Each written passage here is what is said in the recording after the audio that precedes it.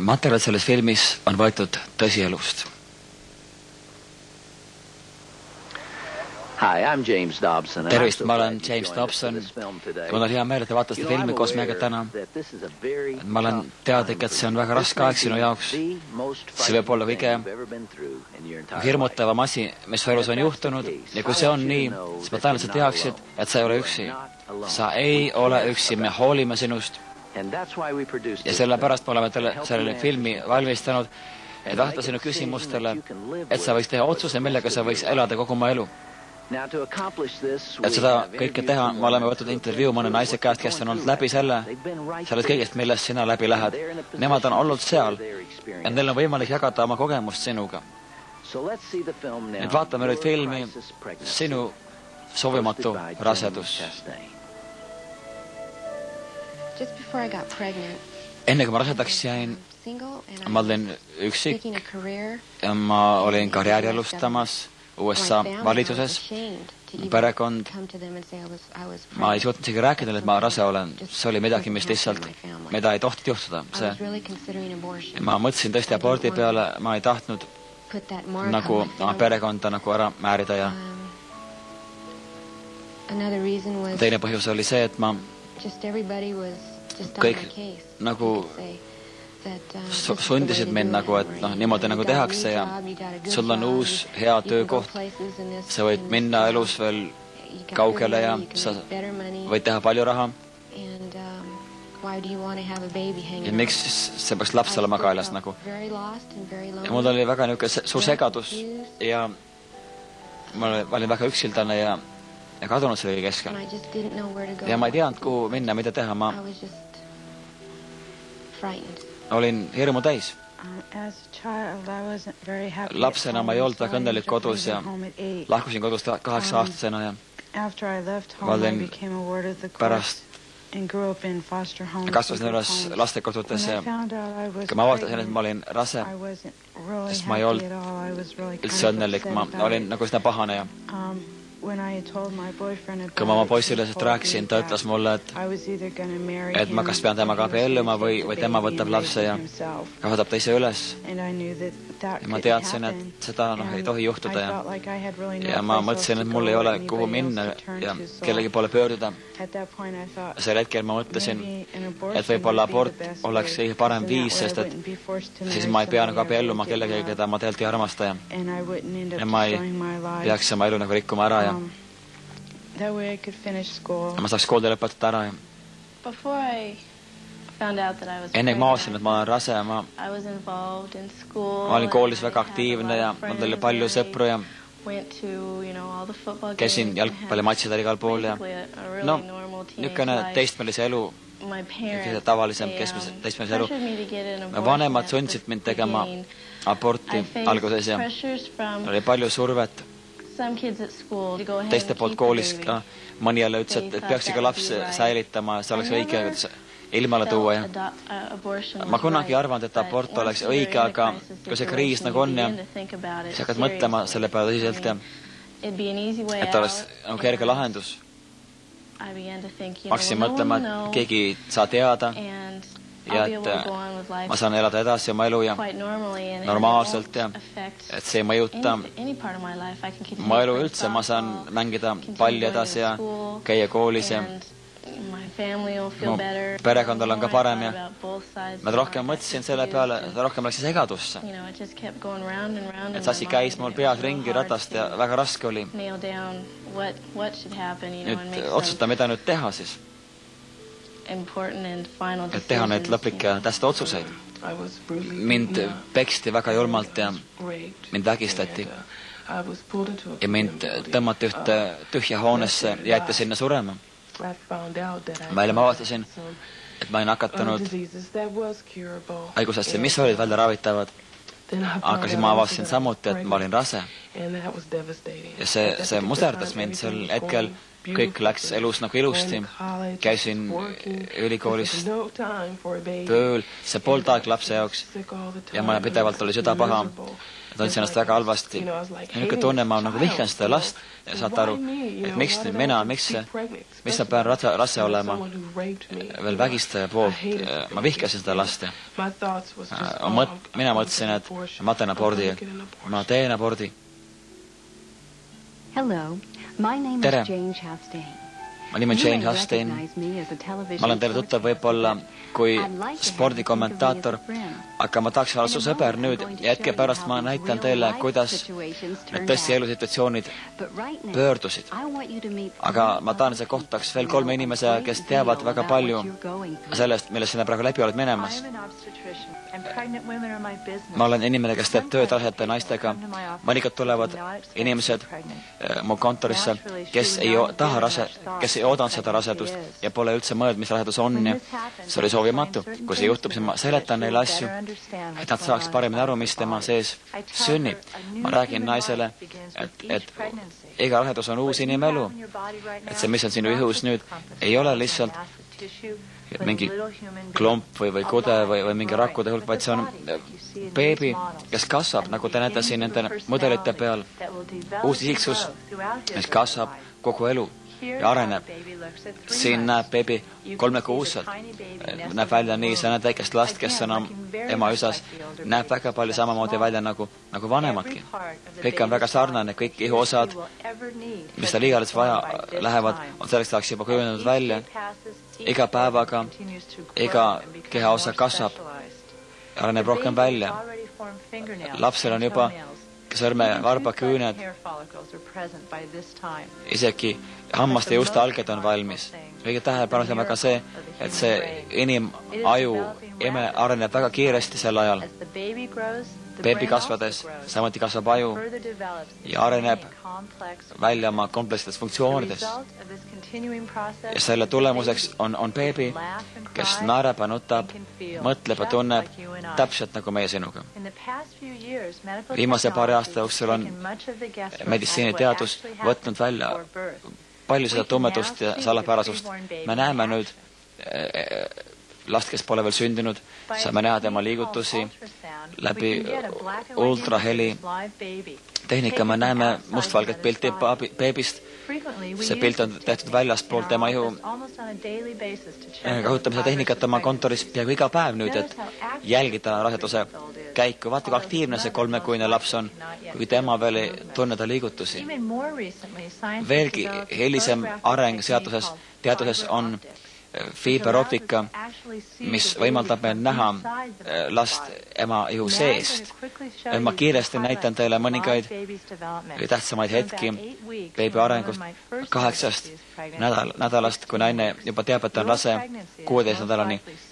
Sinu rasedus on tõenäoliselt kuskil selles vahemikus.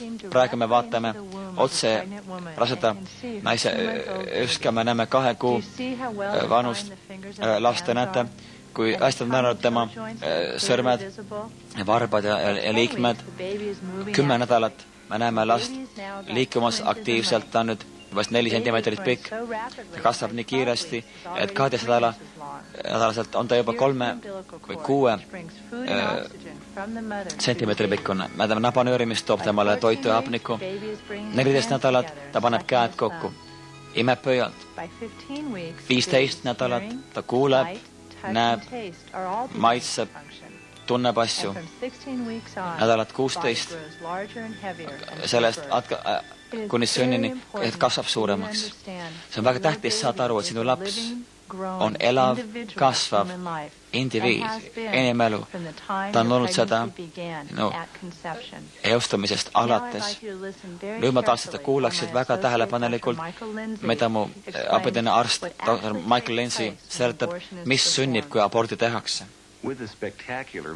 Tänapäeval on saadaval tehnoloogiad, mis võimaldavad meil ultraheli ja hüperoptika abil näha loodet ja see on ilmseks saanud, et abort on süütu inimelu vägivaldne katkestamine. See film on andmaks teile informatsiooni, mis on vajanud, et teha õige otsus, parim otsus enda ja oma lapse, sündimata lapse jaoks. Kuigi see on ebameeldiv teema, saavad täpselt teada, mis abordi puhul aset leiab. See on tõenäoliselt 90% abortidest peaks esimese 3 abordikuu jooksul selle riistapuu abil. Selle küljes on masin, mis on 10 korda võimsam kui kodune tolmuimeja, see lükatakse emakasse ja see kisub välja, imeb välja kõik, mis ta puudutab. Täpsemalt öeldes, see kisub lapse tükkideks ja imeb tükid välja. Kui laps on üle 3 kuu vana, on see meetod juba raske kasutada seepärast, et lapse keha on suurem, kondid on kõvemad, eriti kolju. Et lõpetada suuremate laste elu, on 3 tehnikat. Üks protseduur on süstida tugevat soda lahust otse lootekotti, lootevette, tapab lapse 24 või 48 tunni jooksul ja siis naine sünnitab surnud lapse. Hilisemad raseduste jaoks on samuti veelgi jõhram protseduur, mille puhul emaka kael avatakse väga laialt ja siis selle instrumendiga, selliste tangidega abordi tegija läheb sisse ja otsib, kust laps on. Kui ta mõne osa kätte saab, kas käe või jala, ta haarab sellest kinni, kisub selle küljest ära. Kõik tükid, neid peab hoolikalt vaatama, kas kõik tükid on käes, kas midagi pole sisse jäänud. Ja tegelikult sama aparaat on kasutusel, millega elu jälgitakse, ultraheli aparaat. Kas lapse kõik tükid on ema seest kätte saadud? Muidu võib emal tulla põletik pärast. Nüüd me teame, et see positsioon, kus sa praegu oled, on väga raske ja on palju komplikatsioone, aga ma olen kindel, et sa ei taha astuda sammu, mis teeks olukorra hullemaks. Naine, kes abordi läbi elab, selles on palju riske tema jaoks füüsiliselt, nagu põletik või emaka kahjustused või selle läbistamine. Võib-olla tuleb emakas kirurgiliselt eemaldada. Väga sageli, aga me leiame, et naisel on hiljem võimatu rasestuda või kui ta rasedaks jääb, võib-olla on tal võimatu last lõpuni kanda. Palun ära arva, et me üritame sind hirmutada. Igal aastal sureb mitu naist abordi tagajärjel. Need, kes aborti pooldavad, abordi kliinikute töötajad, ei räägi sellest, aga ta sünnib. Nüüd te olete kuulnud, mis puudutab raseduse ja abordi füüsilist külge. Sa pead teadma samuti veel midagi muud. Me koos on doktor Susan Stanford, nõuandja, kes teeb tööd emotsionaalsete probleemidega, mis abordist lähtuvad. Samuti on siin Olivia Gaines, kes teeb tööd aktiivselt abordi ohvrite abistamisega, jagab oma kogemusi ja me kõik hoolid ja me tahame, et see võiks saada abi. Nüüd, abort võib olla mitte see probleemi lõpp, vaid probleemi algus. Abort legaliseeriti mõnedes osariikidest juba nii vara kui 1967. Sellest ajast peale on olnud umbes 21 miljon aborti. Seal on meil piisavalt aega ja infot, et avastada, mida abort tegelikult teeb naise elu jaoks.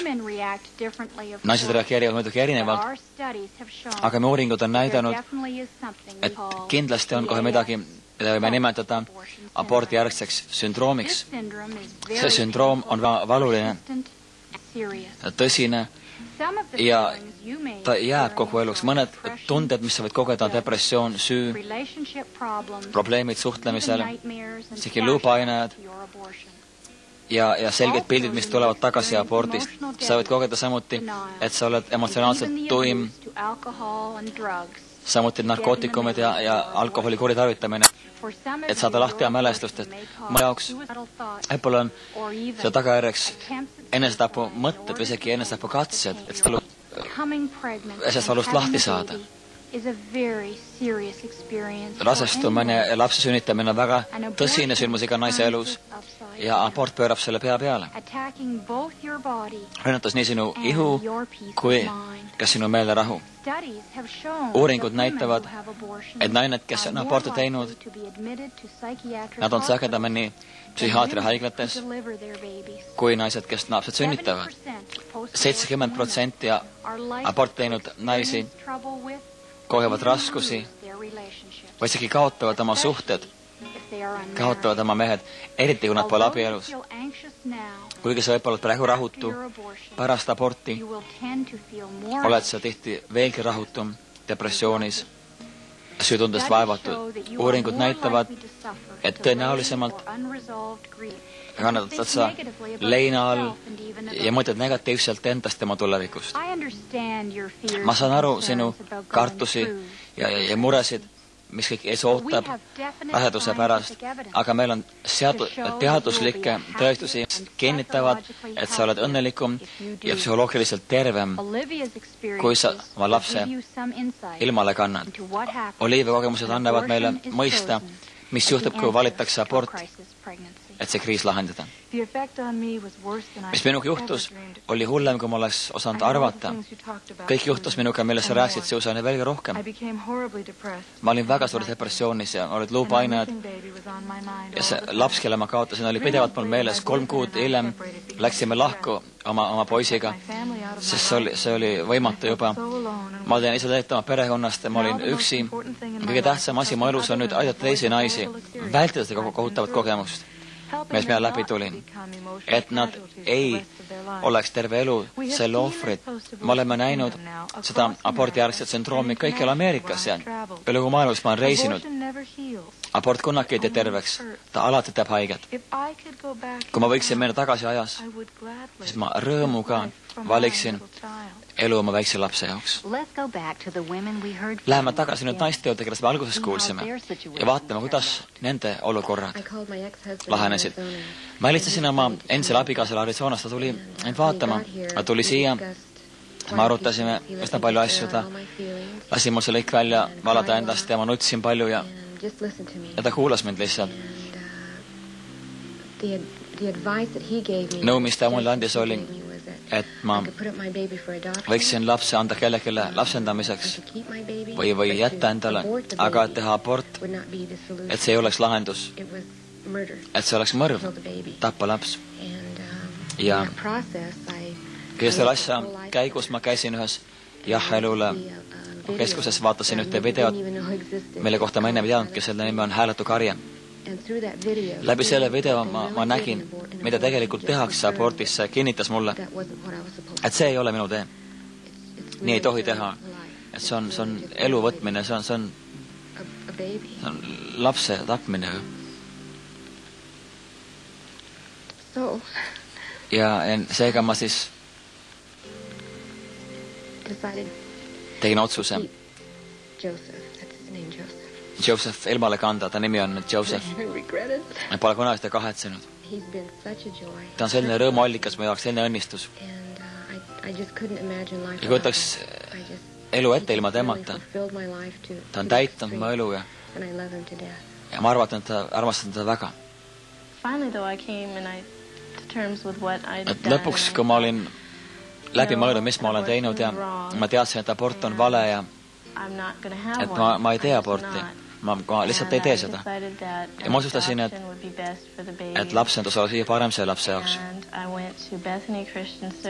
Ja ma läksin kristlikutele koosolekutele ja ma sain head nõu ja inimesed aitasid selle lapsendamise organiseerida ja mul oli võimalus valida vanemat talle ühest kataloogist. Ja ma olin kindel, ma jõudsin selgusele, et need olid head kristlikud perekonnad ja ma teadsin, et lapse eest kantakse hästi hoolt. Pluss veel mulle anti see kindel teadmine, et ma saan aeg-ajalt ma saan pilte ja kuulen, kuidas tal läheb ja varsti ma sünnitasin ilusa tõde lapse ja paar päeva hiljem vanemad, kes ma ise valisin, tulid, et teda võtta. Ja siis ma kohtasin neid ja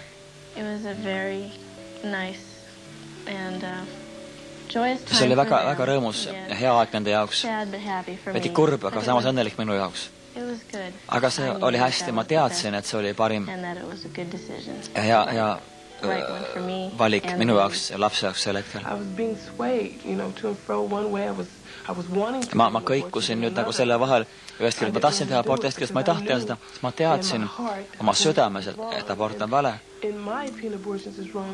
Ja minu meelest on see vale, kuna see on inimene, see on elu ja võisin tunda last enda sees ja isegi 2-3 kuu möödus juba, midagi oli seal sees.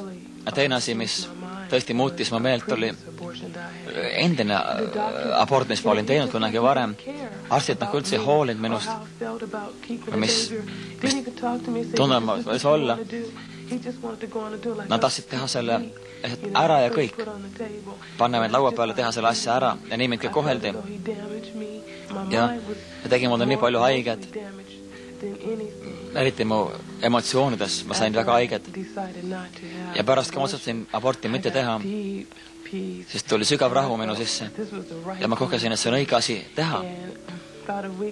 Ja nädal tagasi ma sünnitasin väikse poisi ja ma olen nii õnnelik, kui ma näen teda ja ma olen armastanud teda nii väga. Ja mul läks peaaegu kõik meelest ära, mis minuga juhtus. Ja see on niisugune rõõm teda vaadata, tema vaatab mind ja ma armastan teda väga. Ja ma tean, et tema armastab mind ka. Ja ma ei kahetse mitte midagi. Ma olin otsustanud teha abort ja ma olin juba seal kliinikus ja õde viis mind ühte tuppa ja ütles, et ma võtaksin riidest lahti ja läks minema. Ja ma olin seal toas ja ma kogesin, et ma ei peaks olema siin, ma hakkasin nutma. Ja ma kahetasin, et ma üldse niimoodi ei mõelnud. Ja ma läksin ära ja mul ei olnud samas raha ja mul ei olnud mingit võimalust lapsest hoolt kanda. Nii et ma otsustasin, et ma leian talle kristlikud vanemad ja ma võtsin ühendust inimestega ja nad saatsid mulle lihtsalt informatsiooni, kes võiks olla vanemad ja me saime kokku ja me kuulsime normaalselt, ta on valinud meid ja mul tõesti läks hästi, et ma sain neile öelda, et nemad on see perekond, kes ma lapse üle kasvatavad ja ma kuulsin neid telefonitoru otsas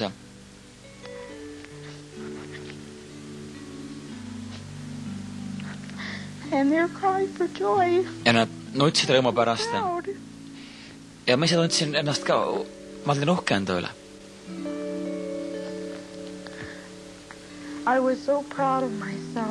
Ma olin nii uhke enda üle, et ma olin suuteline mõtlema lapse peale rohkem kui enda peale. Ja see rahutunne, mis tulvas minusse, see uhkus, see oli nii ülevoolav. Ja see oli imeldane, et ma leidsin perekonna, kes võtsid selle lapse vastu, mis oli tähtis mu jaoks. Ja ma tahtsin, ma saan anda mu lapse sinna. See oli imeline. Ja see on meie jaoks olnud suur rõõm, et väike Matthew on meie elus. Ta on olnud suurim jumala and meie jaoks. Me loodame, et teised noored naised nagu Norma samuti mäletavad, et on tuhandeid abielupaare, kes väga hea meelega annaks kodu lapsele ja tõepoolest saaks neile anda hoolt ja kõike. Te teate nüüd, mis juhtub sinu sees, sinu kõhus, sa tead, milline on sinu sündimata laps. Sa oled samuti õppinud abordi kohta ja selle füüsiliste ja emotsionaalsete tagajärgede kohta. Nüüd pead sa arutama läbi oma järgmised sammud. Kui sa oled rase nüüd, mõtle selle peale, mis on vaja. Võib-olla pead sa kohe rääkima oma selle sõbraga või vanematega. Võib-olla peaks ka nemad seda filmi vaatama. Samuti vajad sa arsti ülevaatust, kohta, kus sa olla, samuti finantsilist abi. Ja kui see laps tuleb, siis sa vajad abi, et olukord lahendada. Või kui sa tahaks anda oma lapse perekonda, kes annaks talle kõik armastuse ja kõik tähelepanu, mis sinagi annaksid, kui sa suudaksid, et sa vajad eksperti abi selles küsimuses. Kõige tähtsam asi sinu jaoks just praegu on see, et sa ei ole üksi. Kui sa vaatad seda filmi mõnes kriisikeskuses või koguduses või elule koosolekul, inimesed, kes sulle näitavad seda filmi, tahavad sind kindlasti aidata. Kus iganes ma lähen, ma kohtan naisi, kes ütlevad mulle, et neil oli abort ja nad kahetsevad seda, neil on süütunne ja valud, probleemid füüsiliselt, emotsionaalselt, aga ma pole kordagi veel kohanud naist, kes oma naisi sünnitas või andis ta kas siis teistele vanematele või teise, kes kahetseks seda. Nii et üle kõige ole väga rahulik ja otsi abi.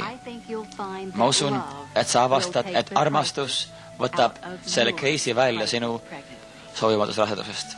Teeb selle soovituks.